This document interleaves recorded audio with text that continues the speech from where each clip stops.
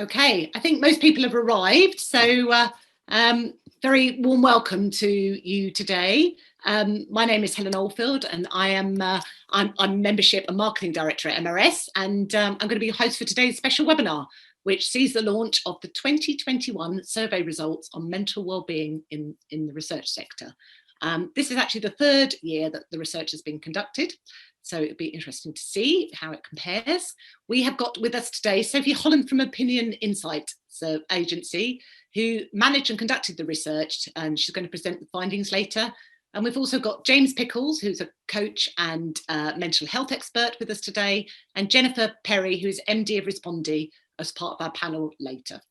And I'll go into a bit more detail about them later. So webinars are for the benefit of members. So those of you who are members, I'm sure quite familiar. There are 10 free professional webinars a year, but there's also around 4 policy and standards webinars, plus the odd special one like today. So we call them extra special webinars at MRS. You all may notice that MRS has gone rather digital over the last 18 months, like lots of organisations. If you're a member, you can get Impact Magazine as a digital version. All our training courses and all our conferences are now virtual. So that's 80 courses and 10 conferences a year. We are looking to introduce a few live physical events. And in fact, the Excellence Lunch this month is going to be held live. And we're also hoping that there might be a few more as we move through the next few months and early next year. And it would be lovely if, to see some of you face to face if these take place. So first, a little bit of housekeeping. We've got an hour for the webinar today. Sophie's going to present for around 20 to 25 minutes on the results. And then there'll be time for questions to our panel after this. And Sophie will be part of that panel. And there'll be 20 minutes of questions at the end.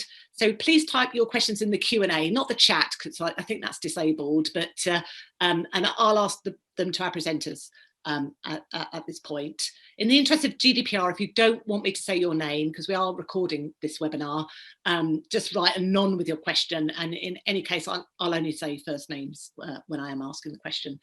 And yes, it is being recorded, the webinar, and it's going to be available later on our mental wellbeing pages on the website. So when it's up and ready, along with the final report, we will send you a specialist link to access this. Okay, so today, continuing the conversation, mental wellbeing in research. So back in 2019, Opinion contacted MRS to say that it wanted to do some research on mental wellbeing. So we ran the first survey, and the report opening the conversation revealed that there was actually a quite gobsmacking 85% of responding researchers who had struggled with their mental well-being in the previous 12 months. And that did surprise us. So anyway, we ran it again in 2020, a backdrop obviously of the global pandemic. There was some sort of green shoots actually. So there was a growing number, 57% of survey participants had told somebody about their mental health struggles at work in the previous year compared to 36% the year before. So certainly they felt there was like a material shift last year. And then this is the third annual wellbeing survey.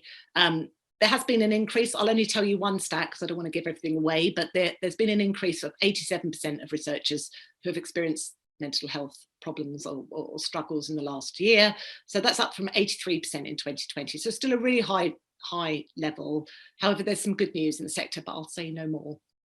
So on to our speakers for today. We have Sophie Holland, who's Research Manager and Wellbeing Lead at Opinion. She was really instrumental in all of this. She had the idea, persuaded her boss, James Endersby, and approached MRS on this really critical piece of work, which is the first of its kind, as well as, of course, designing and running and managing it. So we're indebted to her and really thankful that she did this, for the sector. And then we've got James Pickles, who's a coach and mental health advocate. He also worked in research for over 10 years in a quite senior position. And then he faced his own challenge, which led him in a new direction. So we'll hear more about his kind of fascinating story actually later. And then we've got Jennifer Perry. So she is MD of Respondi. She represents MRS Board, MRBA. And as a senior figure in the sector, she's long been an advocate of good mental health in research. And dare I say it, this was before it ever became okay to talk about mental wellbeing. So great to have Jennifer today. So that's all from me, really. We're in good hands, and with no further ado, I'm going to hand over to Sophie for the results of the research. Thank you. Thank you, Helen. Thank you for that lovely introduction. Yeah, so I'm Sophie. Hi, thank you all for joining. So I'm just going to run you through some of the top level statistics and findings from our 2021 survey. So throughout, we're comparing to last year's and in some places even the year before. So I'm really looking forward to running you through the results. The full report goes into a lot more depth and will be available next week. So I guess just to kick off where this all came from, why am I talking about mental health? Why is Opinion talking about mental health? And it came from this idea, you know, we all have mental health. It's something everybody has. And it's the same as physical health. We all have physical health too. But for physical health, we're more, I guess, open to thinking about it in more of a maintenance way. So, you know, we eat healthily, we keep fit, those sorts of things. And I guess with mental health, it's not always been thought of in that way. And it's becoming more so, but the sense is that this is something we all have and we should all be looking after. When the word sometimes gets thrown around about mental health, people instantly think about mental illness and poor mental health, but it's also about having good mental health and thriving. And so that's what kind of this survey is all about. You know, we capture different experiences of mental health, whether on whichever kind of level of the scale that might be, and aim to kind of look into how businesses can better help support their employees in this space. So I guess just go into a little bit about what our audit covers, and to some of you this may look quite familiar. If you took the survey, thank you very much. So I'll just cover this very briefly. So we start off with obviously demographics, but then we go into the Warwick Edinburgh Mental Wellbeing Scale, and this is a really powerful tool that we partnered with Warwick Medical School to include within our audit. It's an academically validated measure to better understand mental wellbeing, and it comprises 14 positive statements about wellbeing. So for an example would be, I'm feeling optimistic about the future. So there are 14 of those statements, and someone will say how often they've felt that way in the past 2 weeks on a scale of 1 to 5. And then we sum the scores for each of the statements. So each of the statements gets 4 out of 5, and then we sum them together to get a 1 number score for mental wellbeing, which we're then able to look at over time, like we have done, and then across different cohorts, also across, you know, whether people have been using initiatives or not. And I'll go into a little bit about that later as well. Super powerful tool, and has enabled us to do a lot. So overall well-being is the next thing we go into. So looking at well-being overall, not just whilst at work, so people's experiences of poor mental and physical health, and how that's also impacted their work. And then looking into attitudes around days off, so taking time off for your mental health. Do you feel able to do so? If you have taken time off, kind of what were the outcomes of that? How was it coming back to work as well, which is super important. Then mental health at work specifically, so delving more into kind of workplace stress and what the sources of that might be, and attitudes towards wellbeing in the workplace, so whether people feel that their employer is taking mental wellbeing seriously and supporting their employees enough. And then also opening up to employers. So like Helen was saying, 57% last year that opened up to their employers about their mental health, and we'll see how that's changed this year. But we then go in to ask people, okay, so when you did open up, what happened? What was the reaction? Tell us a bit more about it in your own words. And then also, what are the barriers to people opening up, and what have we got to overcome there? And then we go into support at work, so different initiatives that might be in place, different support structures, people's awareness of those for one, but then whether they've actually made use of them, and also looking towards the future, what would they like to see introduced by employers? And we ask that in terms of a closed question with a list of options, but we also ask it as an open, and that's given us some really rich insight, which I'll go into a little bit, that we've analysed qualitatively later on.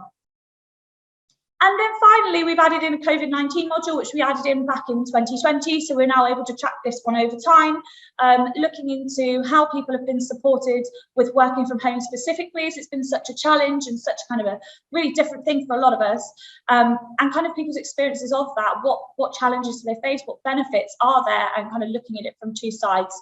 And then finally, looking to return to the office as well, and people's feelings and concerns around that.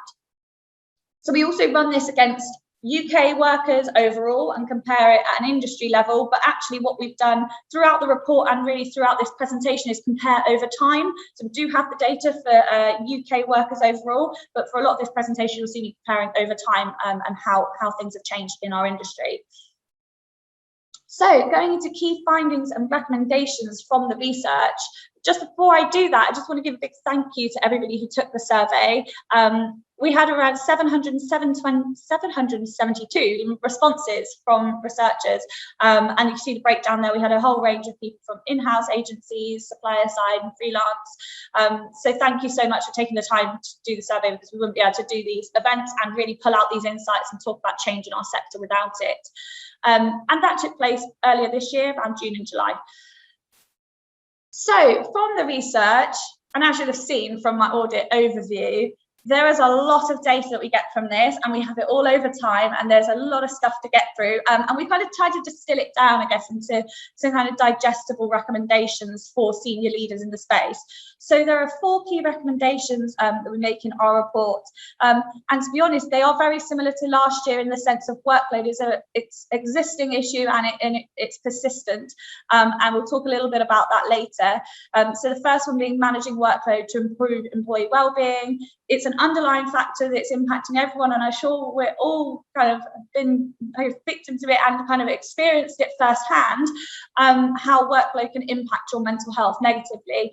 And actually this is something that many people spoke about in the survey, in coded questions, in open questions, about this being really vital across lots of the different questions we asked. So that's something that needs to be addressed first and foremost.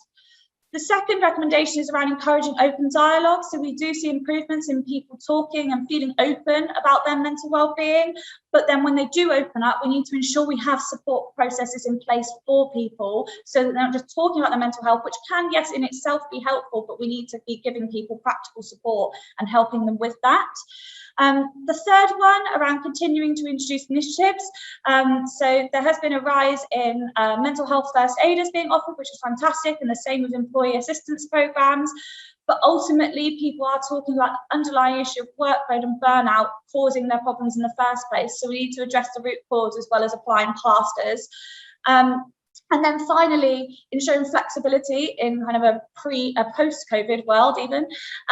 You know, we've all kind of felt the benefits and challenges of working from home, and there are some things that we would really like to keep, a lot of us, going forwards. And I think employers should look to try and do that where possible, and with hybrid working being kind of a bit of a buzzword at the moment, it would be great to see that kind of put into practice. So going into the first recommendation around managing workload to improve employee mental well-being. So as Helen alluded to, 87% of researchers have experienced poor mental health to some degree in the last year. So that's anyone who said any of these options down the left-hand side, plus another open text option that we also asked. In the blue, you can see 2021 responses, in the grey is 2020. And you see we've had a rise across pretty much all of these kind of poor mental health symptoms here on the left. And I guess when I say to some degree, we take a very broad approach with defining poor mental well-being. It's not just about, you know, pre-diagnosed conditions. That is really important, and we do capture that as well. But, you know, we want to capture a whole spectrum of people's poor mental health, so we can address that. So 87% overall is that net, and as we see the top one there, people experiencing stress and feeling low and down, both at 70%. I think one of the potentially most worrying ones is the boost that we've seen in exhaustion and burnout from 37% last year to 45% this year, which is quite worrying, and it's definitely something that the industry needs to address and work hard to address, because it's something that's come out in previous years also. On the next slide, kind of a similar theme, looking at sources of stress. This is the top 5 sources of stress. We asked a very long list of sources of stress, so there are more, but I've included top 5 here. So overwhelming workload remains kind of the key source of stress, and this is rising as well. So it's risen from last year, 53% to 57%, and the same again with kind of these workload-driven stresses around poor work-life balance and impending deadlines as well, both growing too. So looking at sources of stress, and also that people are experiencing poor mental health and likely the stress is contributing to that, we actually don't see an increase in people taking time off for their mental health. So we only see actually 18% of people who experience one of those poor mental health symptoms that I showed on the first slide took time off for it. And that is stagnant over time, with 18% also in 2020. So why is that? Why aren't we taking time off for our mental health? Why are only 18% of people taking time off? So for some people, it is, they feel it wasn't bad enough to take a day off, and that is the top reason for people. 57% stated that was the reason. But also, there's a lot of people also saying that they actually just had too much work to do. And this is a really worrying stat here, is that it is increasing over time. So 47% in 2019, 51% in 2020, 53% in 2021, and it's kind of on the increase. So it's disappointing to see that we kind of see this issue persist over time, and there's clearly something that needs to be done, and we need to act on it. Also seeing an increase in people just don't want to ask for time off. So the fourth option there, 33% saying that was the reason that they didn't take time off. So there's some barriers there around opening up and having someone to talk to. Promisingly, we have seen a decrease in people not feeling it was a valid reason to take time off versus in 2019, when we first ran the survey, 40% of people didn't actually think it was a valid reason. So we are overcoming these issues around kind of stigma and people feeling like it's maybe not on par with kind of taking time off for physical health. So that is a positive improvement there, but still work to be done. So on to recommendation 2 around encouraging open dialogue and practical support. So we see that fewer researchers are talking to someone at work about their mental health. So in 2020, that was 57%, and in 2021, that has reduced slightly to 52%. So look into why is that? Why aren't people feeling they can open up? And we have seen a reduction in this number of people that didn't feel it was necessary to tell their employer. So on the right-hand side, we've got the change over time in percentage points. So 51% didn't feel it was necessary to tell their employer. So people are feeling it's more necessary now, but that's still about half of people feeling it's unnecessary. And actually, that probably links to the next point. About 31% felt that they actually didn't think their employer would be able to help them. So it's again about communicating how can employers support people. Sometimes they can't, it's something at home, but sometimes you can help support people in a different way by making their life easier rather than solving their problems. And I think that's what we need to remember. And there's still some worrying stats here around, a fifth of people who didn't open up actually thought it could jeopardize their career. So still conversations to be had. And I think especially with kind of more senior leaders speaking out about also struggling with these things, it will be beneficial. And there is still work to do around people's attitudes towards mental health and how they feel about, just generally at work. We asked these attitudinal statements to people about to what extent they agreed or disagreed with these statements. And in pink here, the coloured bars, we've got 2021 stats. And I think what is, I guess, disappointing and upsetting a little bit is that we see that actually less people are feeling able to talk openly to their manager about their mental health. So that's reduced to 51% from 56. We actually saw an increase in that in 2019. I haven't got all the bars on here because it is quite a lot. And we also see that there are more people feeling that their workplace isn't doing enough. So that's risen to a third of people feel their workplace isn't doing enough to help their employees with their mental well-being. So clearly there's space for employers to do more. And it definitely does link back to this workload issue, which we'll go on to a little bit later about what people are saying about that. And yeah, it's kind of this practical support is key. Like, you can talk until the cows come home about mental health and you can talk about it, but you need to be doing something about it. You need to be doing something to support employees. And people are saying this when we asked them, what was your experience when you told someone at your workplace about your mental health? And these are some verbatim from people who took the survey, that they told someone they didn't take any action to alleviate the situation. They just said everyone was feeling that way at the moment. So they were like, well, why did I even tell them? Because they haven't done anything with that. And it doesn't make people feel nice. And again, like this person here saying they've got support in place, but they actually don't do anything with it. They don't tell people about it. So it's a big thing on comms and actually, letting people know where that support is and really, really supporting them with it, not just having it there as a tick box. And then the third recommendation, kind of linked to the last one around practical support, really, around continuing to introduce these initiatives and support networks for people. But underlying issue is workload and burnout, and it's something that needs to be addressed. If we offer all these initiatives, people won't use them, one, if they're overworked, and two, it almost undermines people, employers offering these things to people if they're not addressing the underlying issues which are causing employees to be stressed. So we do see an increase in employers offering mental health first aiders and employee assistance programs in particular, highlighted here in pink. So the 2020 stats are there in grey and the 2021 in green. So 46% of us now saying that we actually have access to a mental health first aider at work, which is great to see that we have these kind of figures in place which act as kind of triage service and are able to signpost people to the appropriate support if they're struggling and help them. And also employee assistance programs, 41% of us saying that we now have access to that, which is great to kind of have a listening ear outside of the organisation that you're able to talk to, and a lot of the time you're able to access counselling through those programs as well. But we see that there is demand for more, and these are some of the initiatives that we post people with a list of initiatives. What would they like to see in the future? Duvet Days, Mental Health Days has come up top for, I think, every year. So 45% of us would like to see those introduced by our employers in future, and that's kind of days where you can take a day off and there's kind of no questions asked, it's for your mental health and it's allocated days a year. Monitoring of employee mental wellbeing. So people want to see employers actually actively tracking this within their organisations, like we do this audit, but actually individually doing it as an organisation, so 27%. Also, 24% want access to a counsellor. What I actually found really interesting is this idea of mandatory breaks. A fifth of us would like to see mandatory breaks introduced, which I think is quite interesting and may help tackle kind of the workload issues perhaps around taking breaks and taking time out, not fully, but encouraging people to take time to have a break in the day. And internal mentoring schemes are also high up on the list.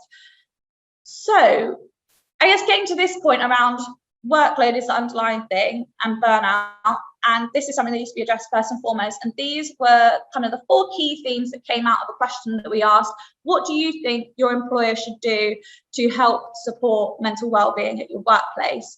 Now, we had a lot of people saying the things that you saw on the previous screen as well, but overridingly, these were kind of the key themes that came out around workload. So actually encouraging people to enabling good habits at work. So whether that's logging off at a normal time, whether that's not checking your emails out of hours, and taking a lunch break.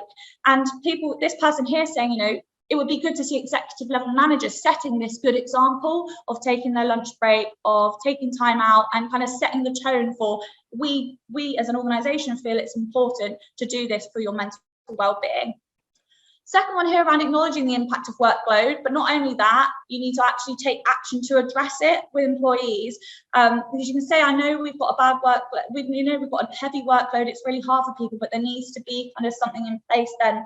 You've acknowledged it and there needs to be something done about it, and employees are expecting that. So this person here saying having rules and limits around how many hours a day someone can work. Most of the stress comes from the fact that they have too much to do. And actually this bit I've highlighted here in bold, it kind of sums up the whole lot. I probably wouldn't have the problems in the first place if my workload was reduced. And the fact that workload is just causing problems or also exacerbating problems is really key and needs to be addressed. This is quite interesting around focusing on prevention of poor mental health as well as reaction.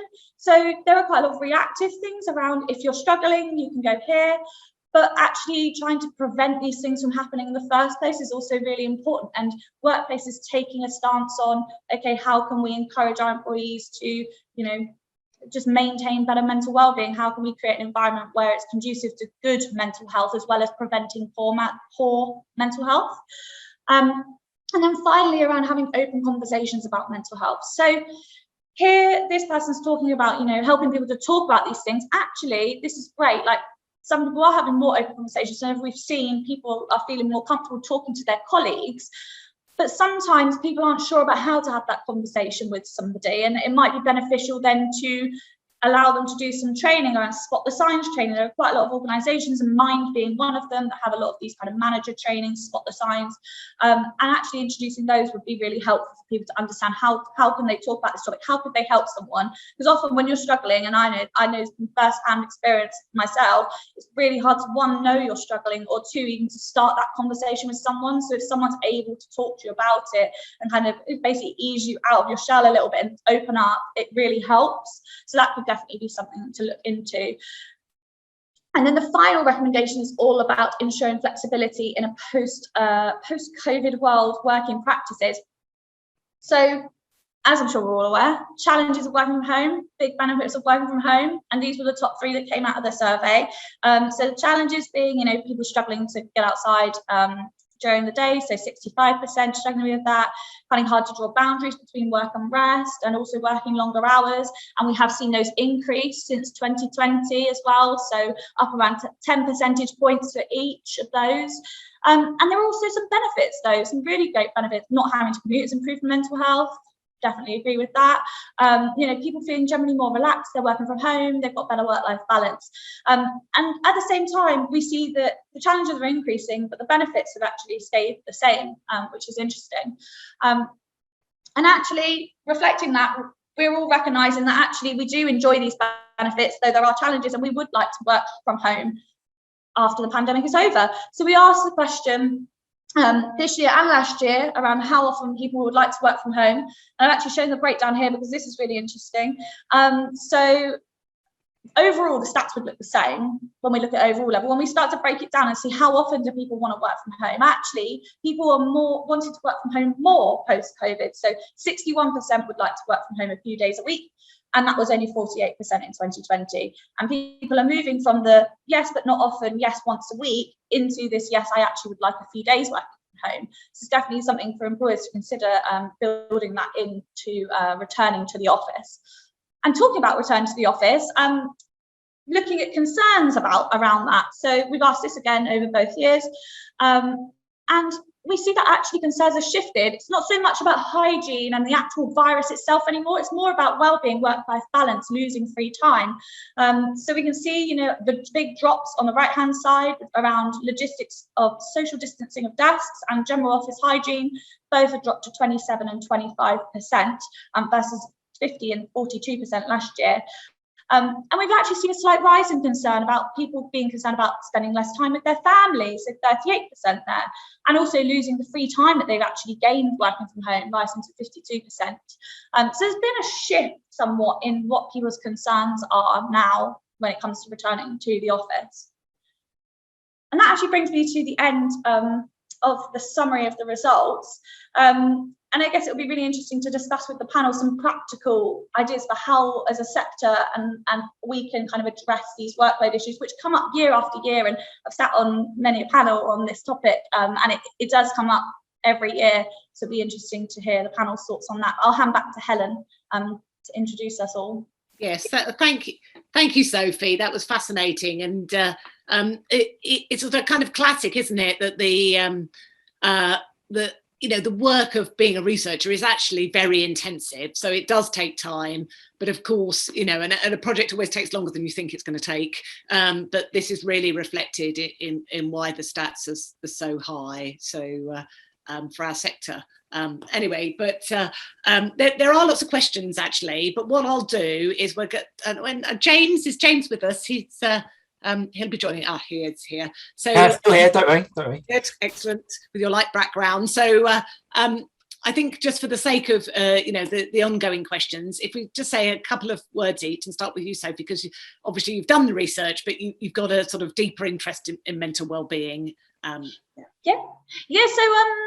So opinion, I lead all our wellbeing stuff internally, and then also our research side. But my background is in experimental psychology. I studied at uni, did a lot in mental health space and about maintaining good mental health. And I've also, the reason I'm interested in it is because I've got personal experience struggling with anxiety and depression. I've spoken quite openly about it over the past few years, but I remember when I first spoke out about it, I was like, no one else feels like this. I don't know what's going on. I'm really weird. Like, there's something wrong with me. And actually, like, a lot of people feel like this. And it's really nice now that it's becoming a more spoken about topic. So that's kind of where my passion for the topic comes from personal experience and general interest as well, academically as well. Good. Thank you, Sophie. James, you've also got an interesting story. Well, it's definitely a story. You can be the judge as to how interesting it is. So I spent 10 years at Toluna. So I was at Toluna when I started. I was in an experimental role trying to see if we could sell services directly to brands. And 10 years later, the experiment was successful. So I'd done really well, grown a team from nothing, from zero revenue to around about 6 million quid a year. In 2018, I had my best year ever by miles, record breaking, hit all of the metrics. I was about to be promoted into a global sales role to end users, working with P&G and Unilever and the like. And by complete coincidence, Helen, I was at the MRS Impact Show 2019, so this is March, having had a record-breaking Q1, so professional success pouring out my ears at that point. And a colleague asked me how I was. And I went, oh, fine, thanks. Yeah, great, brilliant. And she didn't believe me. And we were in that Weatherspoons, Tower Hill Weatherspoons. And I was like, yeah, fine, thanks. She was like, you sure? I was like, oh, yeah, just tired, been busy. And she leaned in for a third time once most of the team had gone off to the Research Society piss up, that's what it is, and said, are you sure you're okay? And I don't know why, but I chose to tell the truth. And in the act of saying, do you know what, I don't think I am fine, like out of exhaustion, but I didn't finish the sentence. Instead of saying I don't think I'm fine, I got as far as the F, and instead of saying fine, I cried and then sobbed. And I was in front of her, 150 of my MR colleagues probably in this pub, but also my boss, the head of Europe, a senior person in my team, another senior colleague, end up sobbing for like half an hour in the pub. And the worst bit was, couldn't stop. Couldn't do anything about it. I'm not really a crier till then. That was like the 19th of March, probably. And 10 days later, I was signed off sick. Turned out that was the beginning of a 10-day panic attack that got worse and worse until by the end I'd lost the power of speech, like my cognitive function through long-term stress had led to a huge burnout event, which I couldn't control, not do anything about. Utterly terrifying experience, but like Sophie said, thought I was broken and alone and that nobody would understand it. So I went from being super successful by every metric that I'd been taught was important, professionally at least, to being unable to speak. There's nothing I could do about it. Just could somebody ask me how I was, and I'd answered honestly. And I didn't go back to that job ever, as it turns out. I was off sick, repeatedly signed off for about 9 months. And when I finally went back in a slightly different job and a phased return to work kind of effort, went up getting made redundant. Somebody invented COVID along the way and lockdowns, and I went back too soon is the short answer, out of fear. Yeah. Misunderstanding. Went back too soon. Job didn't work out.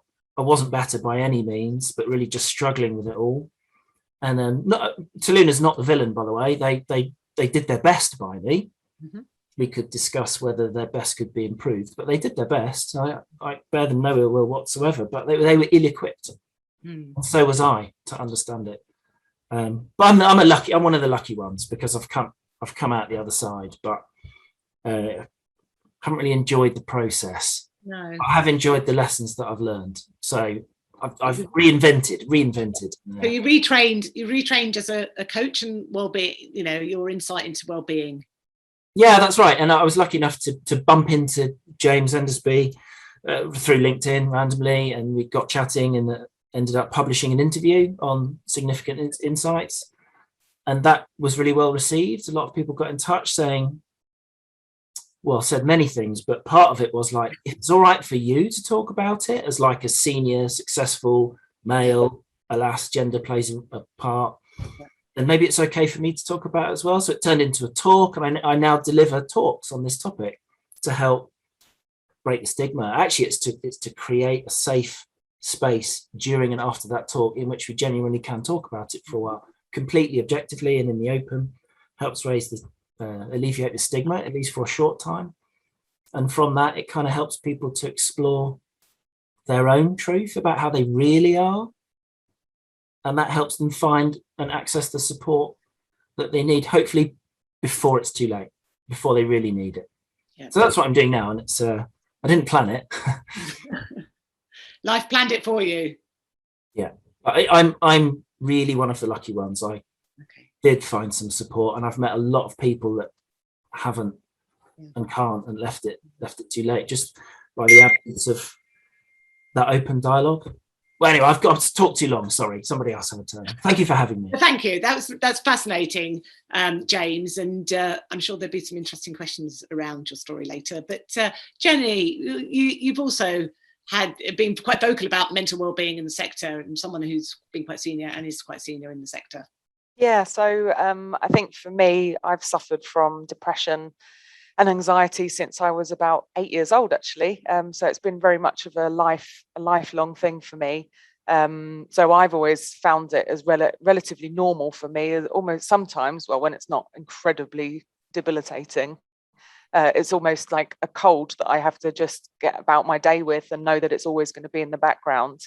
Interestingly, lockdown or the pandemic has gifted me a form of agoraphobia. I am terrified to go back to the office. I don't leave. I'm currently in Rome at the moment, so I've managed to make it to Rome, but I won't leave my hotel room to go outside unless my partner is with me. So the anxiety and the depression and now this new form of being inside really for 2 years has definitely become my crux, and my comfort zone has been a real challenge when we talk about kind of COVID specifically. So certainly an interest from me from a kind of personal perspective.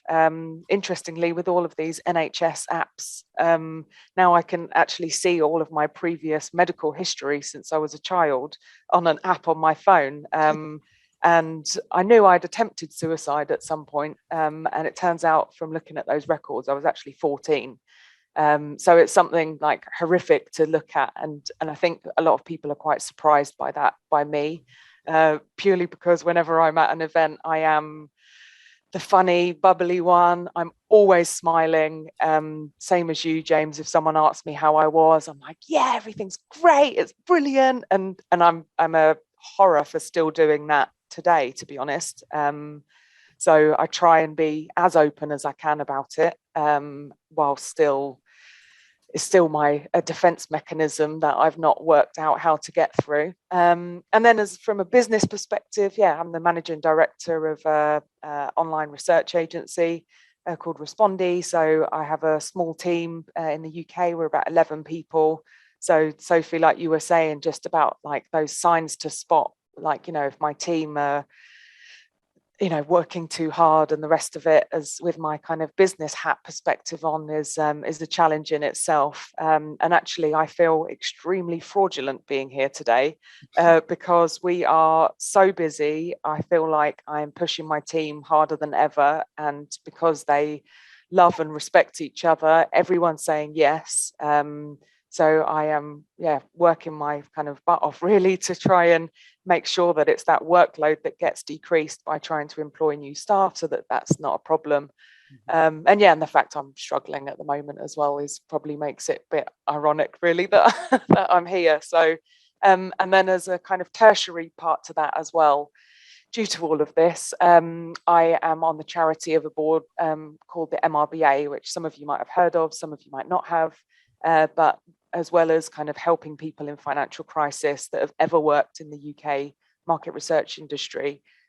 We also are, if you've been to the doctors and they've said, you need some mental health therapies or talking or support, if you're stuck on a queue for the NHS, just come to us and we will pay for it, and pay for that support, that psychotherapy session, whatever, counselling, whatever you need, so that you can get it done quicker.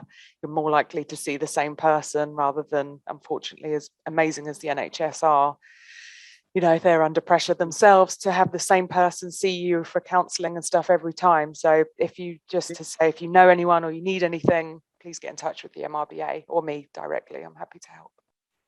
So that's me. Thank you, Thank you. Thank you, Jenny, and thank you all actually for sort of very honest and erudite introductions. There's a lot of questions here, a lot of them about sort of technical parts of the research, but there was a good one. Of course, I can't quite lay my hands on it at the moment. Yes, so this is a bit survey and also a bit that I think you all could have a view about. Are you asking how many weekly hours people are working in the survey? And are there recommendations about acting to address burnout? What specifically do you address? Specifically do you suggest should be done when addressing burnout? Do you want to take that? If in the research question, no, we don't ask working hours, but that's a very good question that I will suggest the team to add in next year, because I think that would be instrumental in. We've actually just implemented, so it's a bit kind of two-pronged really.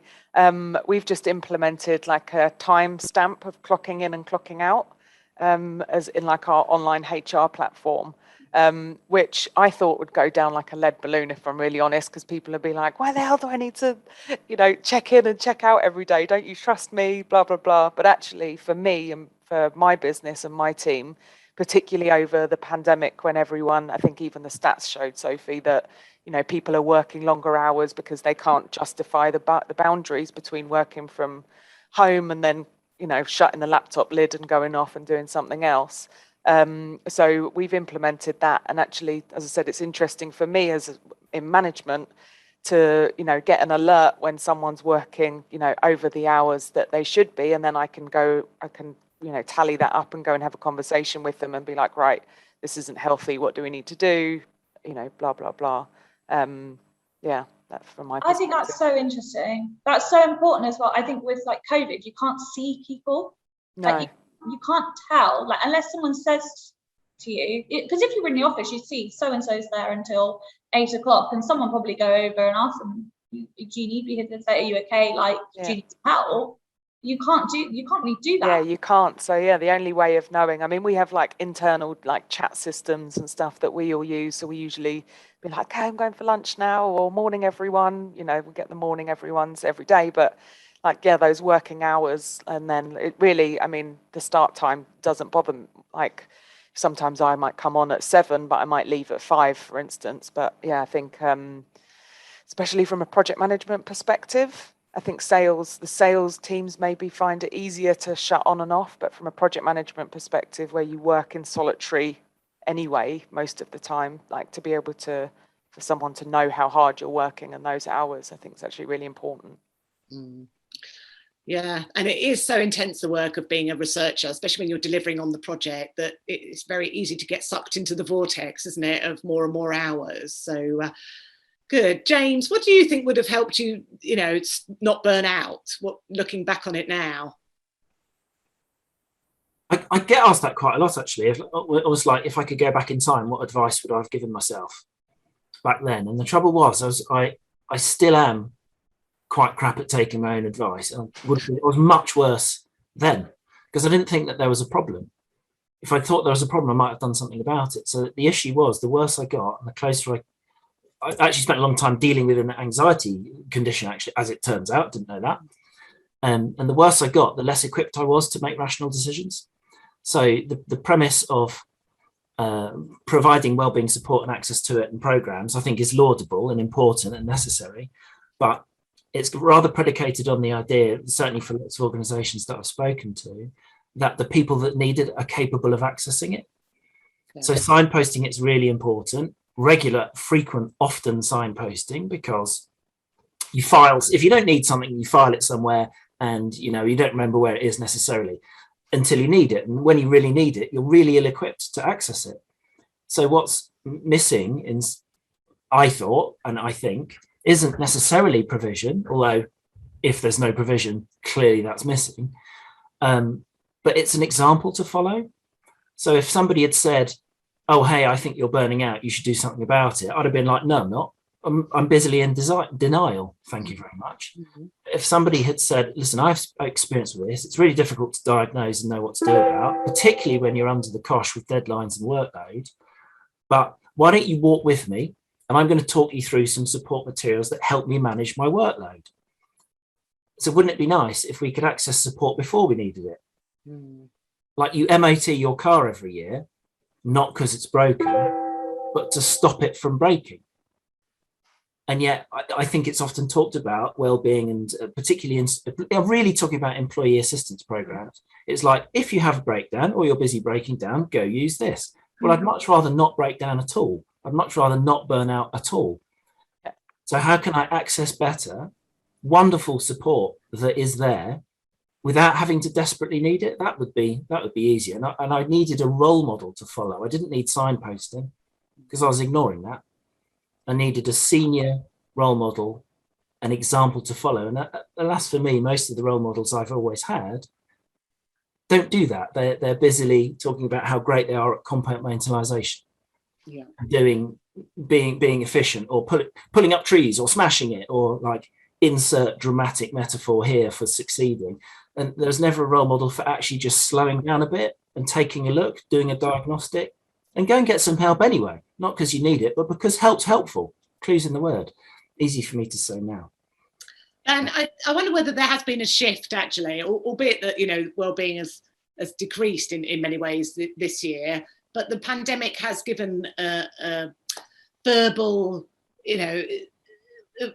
fluidity across the sector for mental well-being. So I think what you said earlier, Sophie, was really important, that you can have the EAP, you can have your mental health advocates, but actually it can't be in absence of really embedding that at a senior level and through the organisation in terms of walking the talk.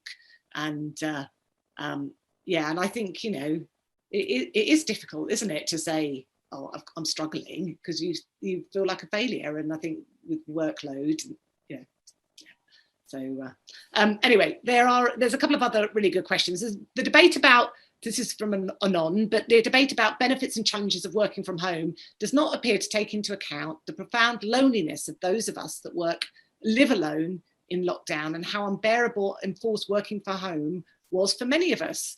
And for many, especially younger people at the start of their careers, the office is a crucial social space as well as a workspace. Did the questions you asked, re working from home, take this perspective into account, or was it just not part of the findings? So yeah, the challenges of working from home. Yes, it is in the full report. I just couldn't squeeze it all in. It is in the full report, and we did ask stuff around whether people felt isolated, and we go into a lot more depth in terms of like what were the negative impacts that people felt of working from home, because it's not all a rosy story of everybody sat in a nice office at home. People are working from their bedrooms, people are working with kids running around and flatmates, and then also the kind of being on your own as well. And so that does go into more depth in the report. But I think it's really difficult, because the whole social aspect of it, you do really lose it, and you almost, I don't know, for me, I'm in Opinion HQ today, but I hadn't been in for a year and a half, and it was like, I was kind of like, oh, it's fine, I'll just work at home, and then we had a day when everybody came in, and actually I was like, oh, this is really nice, actually seeing everybody face to face, and you just feed the buzz from people. It's really nice.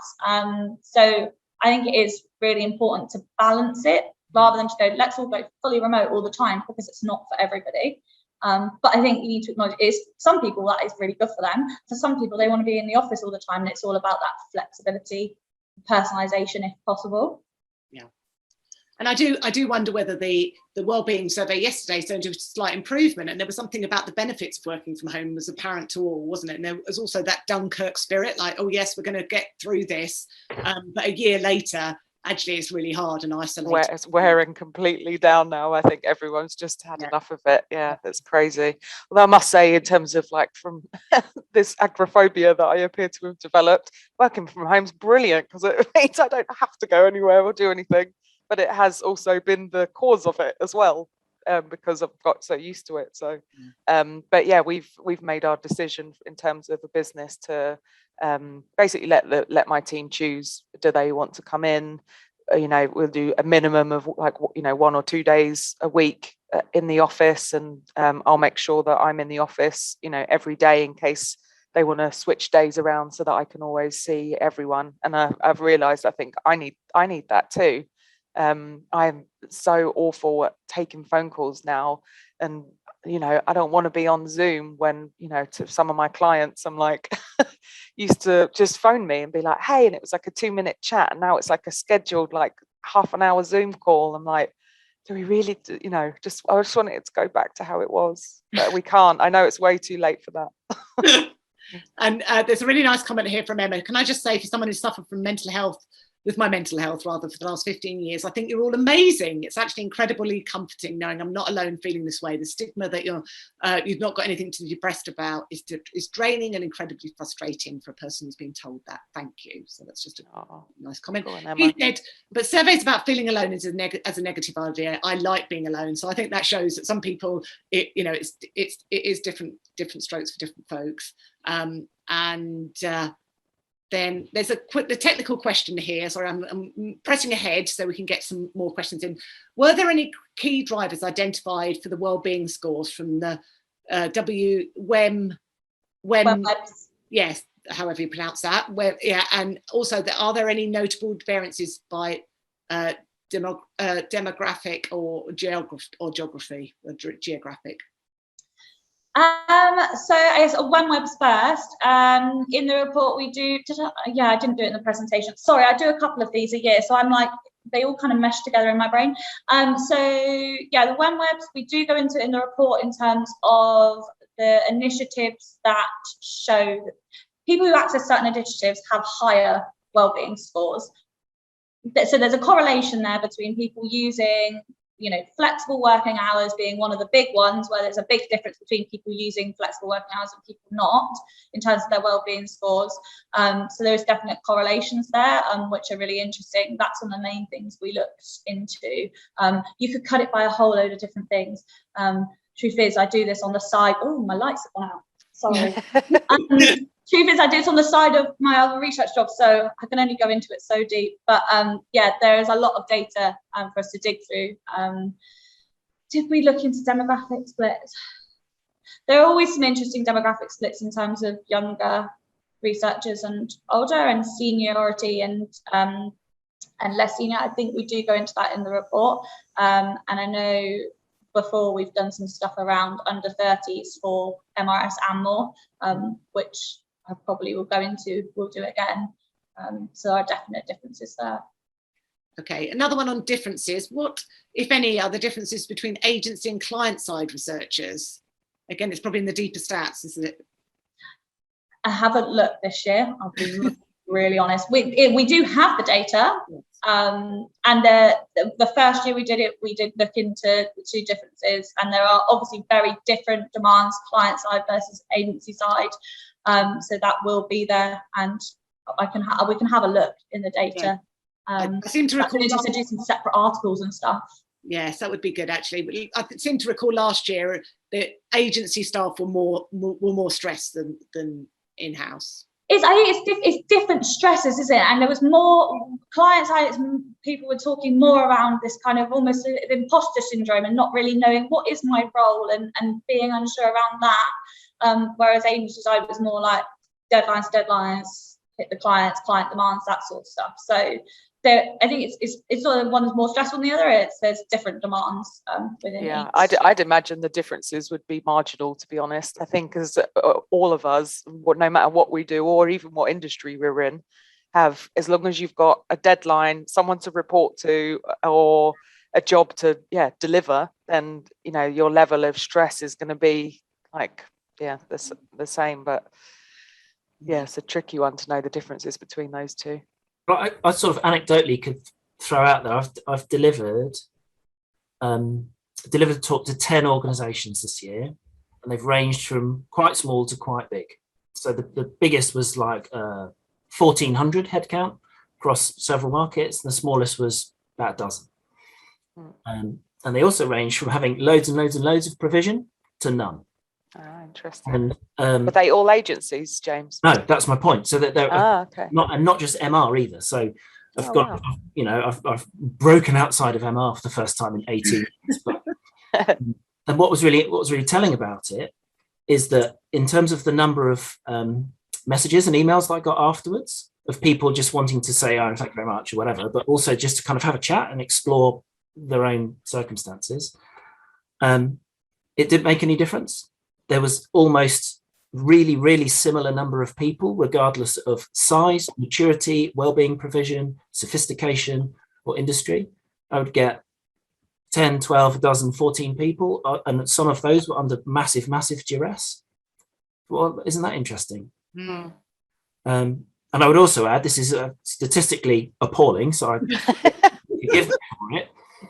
But in terms of gender, the number of people, men versus women, that were getting in touch, it was a little bit more female than male. And actually, there's a bit in there. I think in the US version of this, Sophie, there was a split put into that report about age as well, and it seemed to be slightly more prevalent in a younger age band than an older. Like the younger people seem to be struggling a little more, compared to the other group. Yeah, you see that in the UK stats as well in terms of age. Yeah, you're doing a lot of work, but you're less in control of it. You're delivering up, aren't you? So I just wonder if there's something that social media's got a lot to ask them for in lockdown. And if you're in a flat share and you're fighting over bandwidth and the kitchen table with 4 other people, and your only frame of reference is carefully curated perfect lives on social media. Not fun, is it? Comparison being the thief of joy. Looks like everyone else is smashing it and you're not. Yeah. Of course, it's not real. But if you don't have humans to interact with, warts and all, and seeing them when they're not at their best in person, it's quite easy to lose sight of absolutely. Yeah. of that benchmark. Yes, absolutely. And so we've got one more here. So less than a third of people are working. So it's 210/772. So less than a third of people are working from home. Where are the other 2/3 being? Guidance was still very much in the sphere in June. Was it? So it's like 99% of people working from home. Yeah. Haven't got the working from home stats up there just because it's basically everybody's working from home. But yeah, so basically everybody was working from home, and everyone who was working from home then got asked the questions. Okay. Around that. And that hasn't, and to be honest, that hasn't changed year on year. Yeah. Okay, so yeah, majority working from home. So it looks like, from the senses that people are going back to a more hybrid role. But I wonder, actually, we've got a few minutes left. I think it'd be really nice to hear from each of you, sort of a tip you'd give to an employer about how they can change mental health, and then a tip, a personal tip about how you manage, one of your sort of best faves to managing your own mental well-being. Sophie, would you like to go first? Oh my God. I mean, so tip for employers, I just think like this whole workload thing, doing this for 3 years is like, this comes up every year, and I totally appreciate it's a difficult challenge to address, but like something needs to be done aside from just, we need to hire more people. There needs to be more control of like Jenny's saying, you get your eyes on who's working what hours so that you can understand who's doing what, have more of an oversight on that, rather than we are doing something, we're hiring more people, that's great in the long run, but we need to kind of have more like practical things in terms of managing workload for people, because it's just, otherwise we're not going to see improvements in mental well-being, and it's just detrimental to people and the business. And then personal tip, how do I manage my mental well-being? I, particularly the last year, I'm like I don't know, what's the word? It's like boundary setting is a big thing for me at the moment, and like saying no and feeling okay saying no to things, because I am a bit of a yes woman. I like to do lots of things, but sometimes you like, no, I need to protect my time. I need to, I want to log on and have the time to go and do some yoga, or I want to do this instead. So I think boundary setting has been a big thing for me, and it's massively improved my mental well-being over the last 12 months. You stole mine, Sophie. I was going to say my personal and my business, as an employer, is to either teach yourself or teach your staff how to say no, and that it's okay. Because the more we say yes, the worse position we put ourselves in a worse position. So, which I'm terrible at, by the way. Yes, it's hard to do. It is. Thank you. And James, on your travels, what tip would you have for employers, and then what do you do yourself to feel good? Well, hopefully it plays to one of Sophie's recommendations about encouraging open dialogue. Yeah. But to how that manifests for me is better out than in. because a lot of stuff swirled around for a really long time. I thought I understood it. I thought it made sense. Actually, I was really confused. And I only began to understand it once I began to express what I was experiencing, what I thought and what I felt. And in the act of doing that gave me enormous clarity. I did it through paid therapy for a very long time, which was paid for by the EAP program. But until then, I'd never actually learned to talk before. I'd never learned to speak, really. And I'd never known what it was to be listened to properly. And I do that now. So I really advocate it now. That's part of what the talks are about, giving a space to listen and be listened to confidentially and without judgment. But I do it for myself all the time, not because I need it, because it's helpful. I do it every month. I've got a couple of coaches that I use now. I go for a mental health MOT with my therapist every year, not because I need it, but because it's a good idea. Book in 2 or 3 sessions, talk out what's in, because it's better out than in. Leave it in, it festers sometimes, and it's confusing and it's all a bit shit. So sorry, it's not all, but it can be better out than in. But that's easier said than done, right? It's easy to go, oh, encourage an open dialogue. Yeah, but how? Starting to talk can be the hardest thing on earth for the person who's really under the cosh. So you got to help them do it. And listening to somebody under huge duress, as from a manager's point of view, if you weren't expecting it, is also really hard if you're not prepared for it. So yes, I do better out than in, yes, but not without thinking about what that means. I could go on too long. And if I could just close on a shameless plug. If any of this has resonated, this is what I do for a job now, but if any of it's resonated, and if anybody wanted to get in touch and just talk about it as a, one human to another, it's just jamespicklescoaching.co.uk. We've had a couple of plugs. RBA earlier. Yeah. But yeah, thank you all. It is a fascinating topic, and actually we could go on a long time, but I think, it is about leaders being very authentic and open about their own challenges and struggles, so that actually it's okay, isn't it? As well as all the other more kind of formal structures around workload and programs, etc. So I think it's very enlightening. We've got lots of questions that we haven't got time for, and I'm really sorry if you've asked something we haven't got round to it. But suffice to say, we will be sending the video and the presentation in an email in the next few days, and it just remains for me to wish everybody a lovely rest of Thursday, to thank our panel, and hope to see you all soon. Thank you. Thank you. Thanks for having me. Thanks everyone for joining. Thanks for hosting, Helen. Bye.